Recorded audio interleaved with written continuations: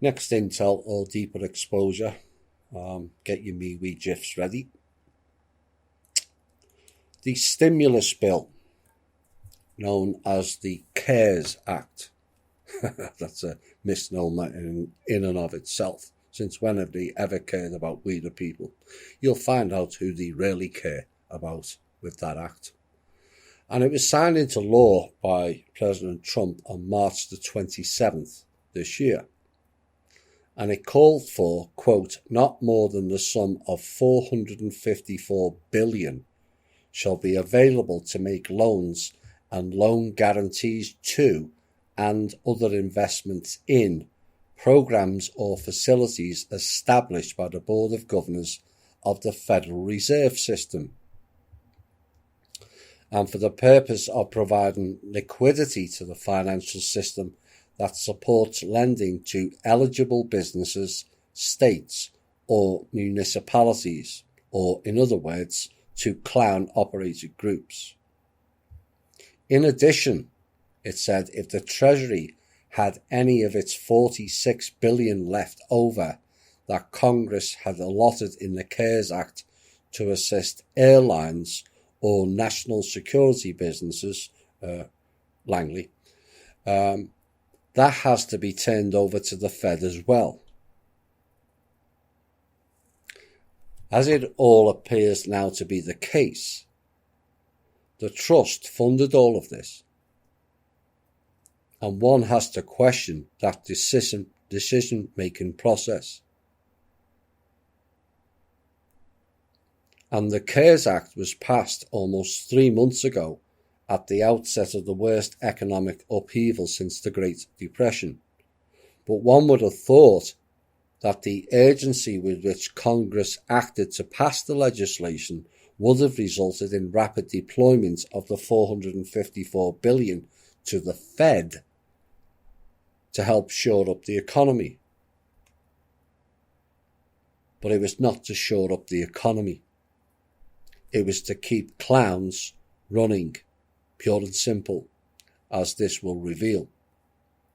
Now, data that was being released this week by the Federal Reserve is that the Treasury has turned over just $114 billion of the $454 billion that was allocated to the Fed by Congress. 114 out of 454 billion. And the Federal Reserve's weekly balance data sheet release, known as H4.1, showed a line item titled Treasury Contributions to Credit Facilities, and it showed a balance of just 114 billion.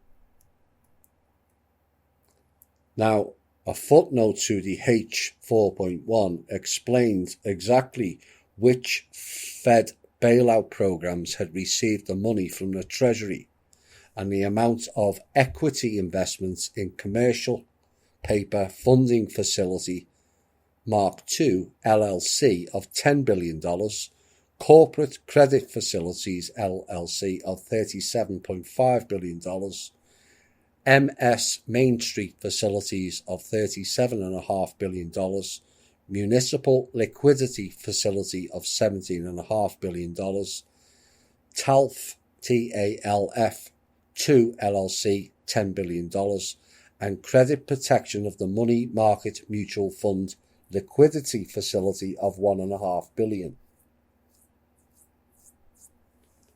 That leaves $340 billion of the $454 billion unaccounted for. It's a bit like the DOD then, is it not? Same people running it is why. And the President's economic advisor, Larry Kudlow, who is born in and born to, just saying, explained at a press briefing before signing of the legislation why the Fed was to get this vast sum of money. And the money would be used as equity investments by the Fed in special purpose vehicles that would use the money as, quote, loss absorbing capital, unquote. which means that taxpayers would eat the first 454 billion in losses. How nice of them to yet again create their losses and get the people to bail them out again.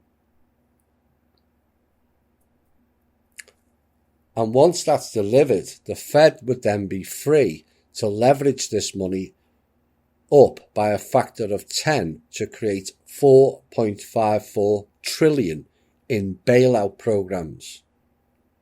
Here we go again. The leveraging programs again are creating money out of fresh air, of which the public will be expected to pay off the interest on their loans.